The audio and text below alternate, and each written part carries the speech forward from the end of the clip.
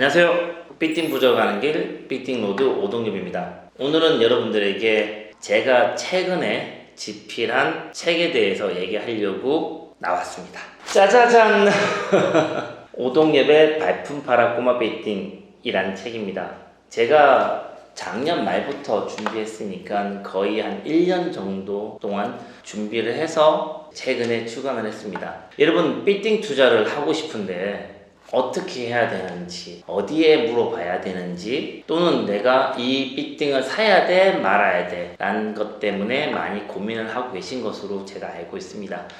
삐띵 투자를 하고 싶지만 최근에 금리도 올랐으니까, 또는 내가 중개 말만 믿고 살 수도 없고, 또는 주변에 있는 지인만 믿고 살 수도 없고. 왜냐면은 투자가, 삐띵 투자라는 게 돈이 한두 푼 들어가는 게 아니란 말이에요.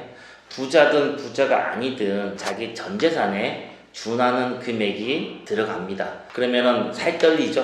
이거 내가 잘 투자하고 있는 건지 제대로 한 짓인지 항상 고민되고 헷갈리고 걱정스럽습니다. 그런 분들에게 제가 그동안 17년간 제가 익혀왔던 노하우를 다 담아서 여러분들에게 오픈을 해서 말씀드린 책이 이 책입니다.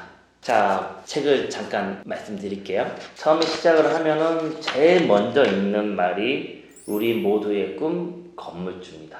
예전에는 건물주가 아주 먼 얘기였거든요. 이건 내 일이 아니라 남의 일이다 라고 생각하시는 분들 상당히 많았습니다. 제가 처음에 이 삐띵 중개를 시작할 때 2006년도만 해도 삐띵 투자는 임대업자들, 전문적으로 삐띵을 투자하고 사고 팔고 하시는 그런 분들의 전유물이었거든요.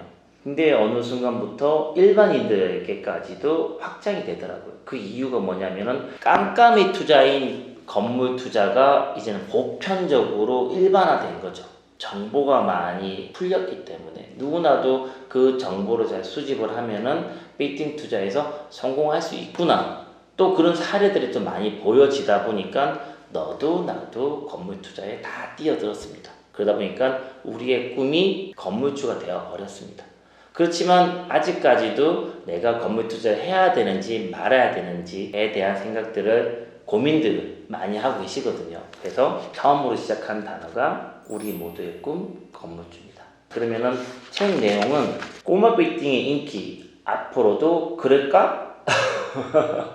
최근에 금리가 많이 올랐죠. 그러다 보니까 삐띵 투자를 하는 게 맞는지 아닌지에 대한 고민을 많이 하고 계시는데, 아파트, 토지, 상가, 삐띵 투자 예전 같지 않습니다. 금리가 올랐기 때문에 그러죠. 근데 이 금리가 계속 오르는 것도 아니고, 또 금리가 어느 정도 되면 안정화될 거고, 그때는 내가 어디에 투자해야 될지 그때 공부하면 늦습니다.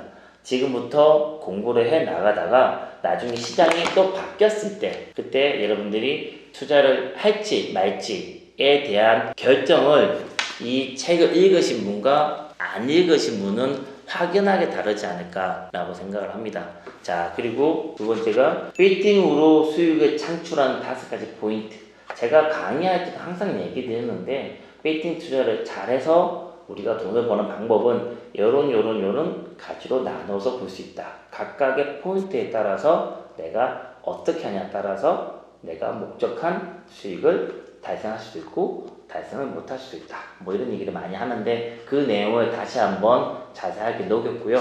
그리고 세 번째가 건물주로 가는 로드맵. 여러분들이 꾸민 건물주로 갈 수 있는 과연 그 급속 열차는 어떤 식으로 움직여서 어떻게 갈 거냐라는 내용을 제가 녹여봤습니다. 이 책을 쓰면서 저 혼자 쓴 건 아니고요. 주변에 삐띵로드에 있는 임직원들이 많이 도와줬습니다.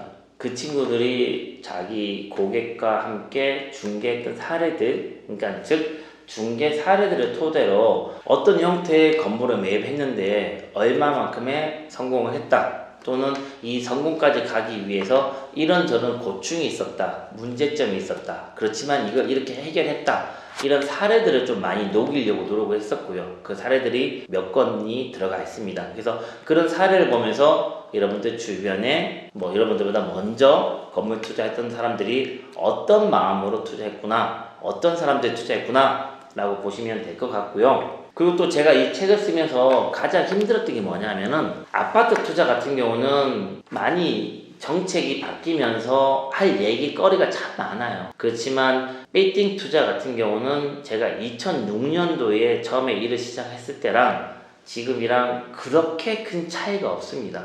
법 규정도 그렇고 시장의 흐름도 그렇습니다. 그러다 보니까 내가 다 아는 내용인데 또 쓰는 거 아닌가 라는 생각을 좀 했었습니다. 그렇지만 많은 분들이 본업이 있는 상태에서 베이팅 투자를 하다 보니까 베이팅 투자를 저보다 더 많이 알거나 잘 아시는 분은 없다 라고 생각하고 제가 알고 있는 모든 17년간의 노하우를 다 집어넣었습니다. 앞으로 책 안 쓸 겁니다. 왜냐면은 여기에 다 들어갔거든요. 더 이상 쓸 말이 없습니다. 그렇기 때문에 오동엽의 노하우를 여러분들이 다 가져가실 수 있는 방법이 이 책을 읽으시는 방법이라고 생각을 합니다. 책 페이지가 상당히 많습니다. 거의 400페이지까지 되어 있습니다. 분량도 두껍고요. 일반 재테크 책 치고는 분량이 많은데 여러분들 마음 단디 잡으시고 책을 읽으시길 바랍니다. 많은 도움이 되실 거라고 생각을 하고요. 여러분들이 목적한 건물주의 꿈을 한 발짝이라도 더 가까이 안내해드리는 책이 되고 싶은 마음으로 썼습니다. 제가 너무 책 홍보 얘기하고 있나요? 베이팅 투자라는 게 제가 생각할 때는 그렇습니다. 좋은 매물을 잘 사는 것도 중요하고요. 그리고 또 그 매물을 잘 관리하는 것도 중요합니다.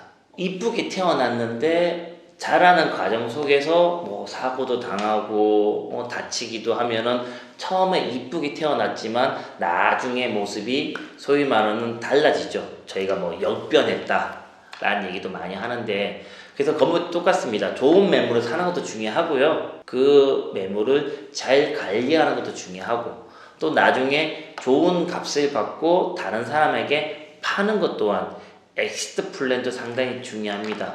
그래서 매입 과정과 보유 과정과 매도 과정에 대해서 여러분들이 정확하게 인지하시고 베이팅 투자를 하시기를 바랍니다. 저는 이 책을 쓰면서 예전에 제가 중고등학교 다녔던 그때를 많이 떠올립니다. 제가 수학 공부를 할 때 수학의 정석이라는 책이 있었습니다. 그 책에 있는 공식을 외우고 그 책에 있는 문제를 풀면서 이게 수학이구나 라고 하면서 깨우쳤던 게 있는데 여러분들이 건물 투자하실 때 모든 건발건을 제가 다 알려드리고 설명드리고 컨설팅 해드릴 수 없습니다. 여러분들이 원칙만 이해하시면 그 원칙을 잘 응용해서 여러분들이 판단을 잘 하실 수 있지 않을까 라고 생각을 합니다.